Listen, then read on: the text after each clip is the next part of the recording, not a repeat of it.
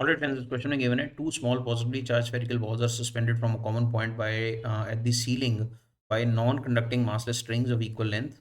The first ball has mass m1 and charge q1. The second ball has mass m2 and charge q2. The two strings subtend angles theta 1 and theta 2 with the vertical as shown then, and we are given four options. तो diagram से इसको analyse करते हैं question को. ये हमें diagram given है और पहले फ्री बॉडी एनालिसिस कर लेते हैं. M1 पे ऊपर कौन कौन सी फोर्स लग रही है. एक तो देखिए M1 पे डाउनवर्ड डायरेक्शन में फोर्स लगेगी, इसका वेट दिस इज M1G. और M2 पे भी इसी तरह से इसका वेट लगेगा, दिस इज M2G. और इसके अलावा इन पे लग रही है electric force radially outward like this along the line joining the two charges. This is the electric force acting on either mass either charge. और इसके साथ साथ तीसरी जो फोर्स इनके ऊपर लग रही है दैट इज टेंशन. टेंशन लग रही है लॉन्ग थ्रेड लाइक दिस. एक पे लग रही है T1 और दूसरे पे ये टेंशन लग रही है T2 along the thread. This is tension T2. अब अगर आप ये जो mg वाली लाइंस हैं एक्सटेंड कर देंगे तो आपको इन एंगल्स थीटा 1 और थीटा 2 के ऑल्टरनेट इंटीरियर एंगल्स यहाँ पे दिखेंगे. These angles, this is theta 2, right. और ये दोनों लेंस हमें एल मेंशनड है यहाँ पे. तो आप एक काम करिए, ये एंगल मार्क कर दीजिए थीटा. तो इसका ऑपोजिट ये वाला एंगल भी आपको थीटा दिखेगा क्योंकि एक आइसोसेलेस ट्राइंगल बन रहा है. ये दोनों लेंस इक्वल हैं. इस ट्राइंगल में चेक दिस ट्राइंगल. इस ट्राइंगल में दो लेंस आपको ये इक्वल दिख रही हैं एल ईच. तो angles opposite equal sides equal होते हैं. तो ये हमारे पास थीटा ईच आ जाएंगे.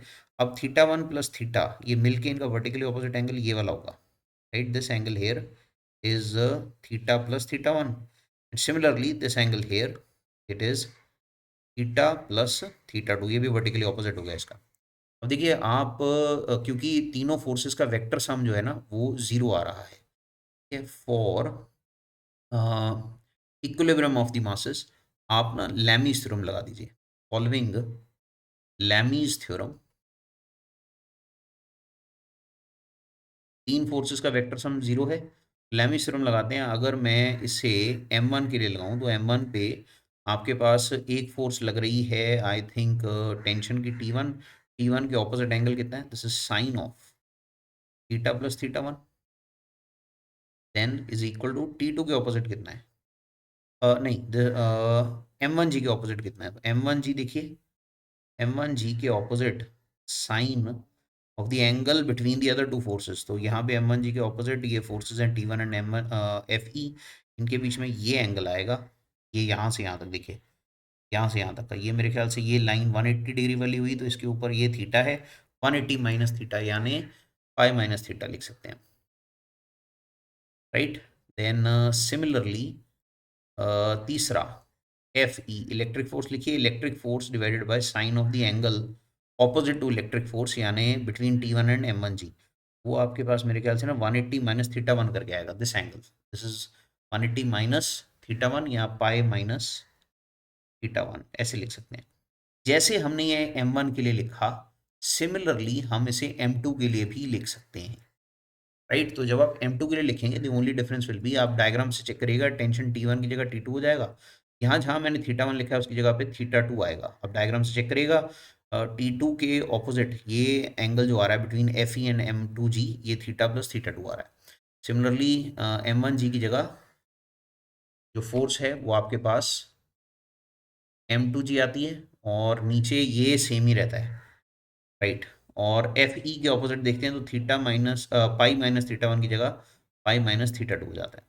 तो अगर आप इन दोनों इक्वेशंस में सिर्फ इन पार्ट्स को कंपेयर कर लें तो मेरे ख्याल से जो हमसे पूछा गया है उसका आंसर हमें मिल जाएगा.